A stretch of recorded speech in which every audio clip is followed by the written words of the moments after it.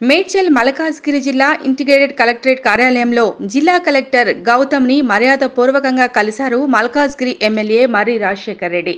ఈ సందర్భంగా మల్కాజ్గిరి ఎమ్మెల్యే మర్రి Rajasekhar Reddy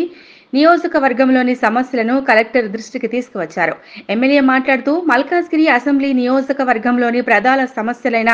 urban primary health care సెంటర్ల కోసం ప్రభుత్వ స్థలం కేటాయించాలని, నూతన లైబ్రరీ కోసం ప్రభుత్వ స్థలం కేటాయించాలని, ఆల్వాల్లోని పాత లైబ్రరీ భవనాన్ని పునర్నిర్మాణం చేయాలని, ఆల్వాల్ ముద్రా సంఘం కోసం ప్రభుత్వ స్థలం కేటాయించినా ఆ స్థలం వాళ్లకు అందలేదని, మల్కాజ్గిరి డివిజన్లోని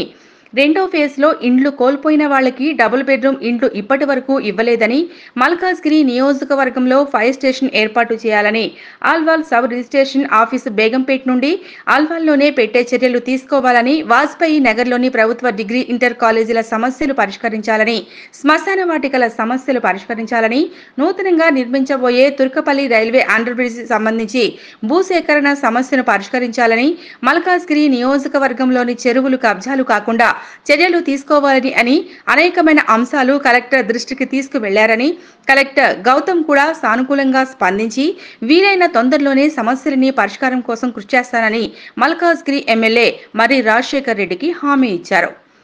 ఈ కార్యక్రమంలో స్థానిక కార్పొరేటర్లు శాంతి శ్రీనివాస్ రెడ్డి, అనిల్ కిషోర్, మేకల రాము యాదవ్, ఉపేందర్ రెడ్డి, మాజీ కార్పొరేటర్ జగదీష్ గౌడ్, బద్దం పరశురాం, జీకే హనుమంతరావు, జేఏసీ వెంకన్న, అరుణ్ రావు,